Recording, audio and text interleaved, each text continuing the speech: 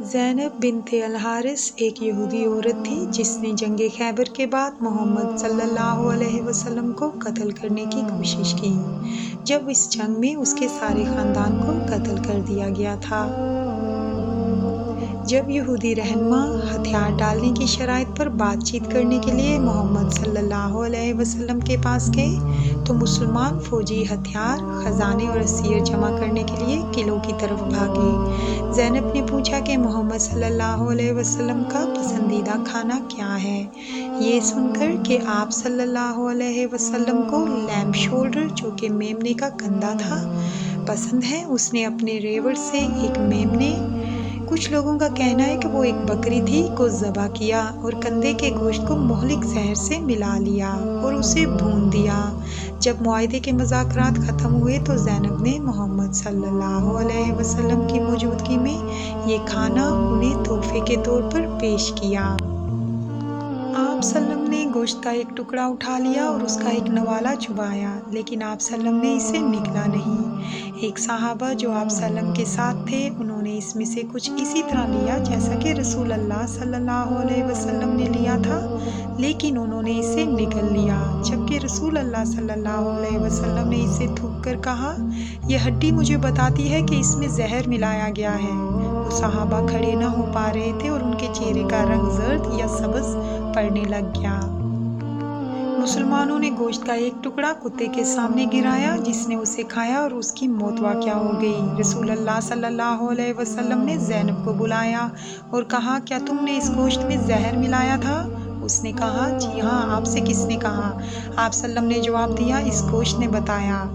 آپ صلی اللہ علیہ وسلم نے پوچھا کہ کس چیز نے آپ کو ایسا کرنے پر آمادہ کیا؟ اس نے کہا، آپ نے اس جنگ میں میرے والد، میرے چچا اور میرے شوہر کو قتل کر دیا۔ آپ نے میرے لوگوں سے لیا جو آپ نے لیا۔ میں نے بھی اپنے آپ سے کہا، اگر وہ نبی ہیں تو انہیں پتہ چل جائے گا، بھیڑیں انہیں مطلع کر دیں گی کہ میں نے کیا کیا، اور اگر وہ صرف بادشاہ ہیں تو ہمیں ان سے نجات مل جائے گی۔ محمد صلی اللہ علیہ وسلم نے اعلان کیا کہ اللہ کبھی بھی اس عمل کے کامیاب ہونے کی اجازت نہیں دیتا۔ مسلمانوں نے پوچھا کہ کیا وہ اسے قتل کر دیں، لیکن محمد صلی اللہ علیہ وسلم نے جواب دیا کہ نہیں، تو وہ یہودی عورت اسی جگہ واپس چلے گی جہاں سے وہ آئی تھی۔ دوستو، حضرت عائشہ رضی اللہ تعالیٰ عنہا بیان کرتی ہیں کہ نبی کریم صلی اللہ علیہ وسلم اپنی بیماری میں، جس میں ان کا انتقال ہوا، کہا کرتے تھے کہ اے عائشہ، میں اب بھی خیبر میں کھانے کی وجہ سے ہونے والے درد کو محسوس کرتا ہوں، اور اس وقت مجھے ایسا لگتا ہے جیسے میری شہرک اس زہر سے کاٹی جا رہی ہے۔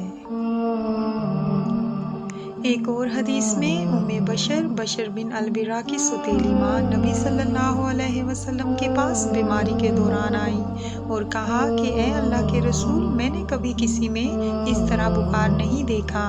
نبی صلی اللہ علیہ وسلم نے اس سے کہا کہ ہماری آزمائش بھی دگنی ہے اور اسی طرح ہمارا ثواب بھی دگنا ہے۔ لوگ اس کے بارے میں کیا کہتے ہیں؟ آپ نے پوچھا۔ اس نے کہا کہ وہ کہتے ہیں کہ یہ پلورسی ہے۔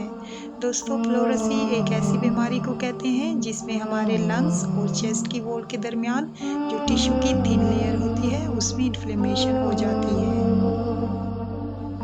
اس پر رسول اللہ صلی اللہ علیہ وسلم نے کہا کہ اللہ اپنے رسول کو اس میں مبتلا کرنا پسند نہیں کرے گا، کیونکہ یہ شیطان کے قبضے کی طرف اشارہ کرتا ہے، لیکن میری بیماری اس نوالے کا نتیجہ ہے جو میں نے تمہارے بیٹے کے ساتھ کھا لیا تھا۔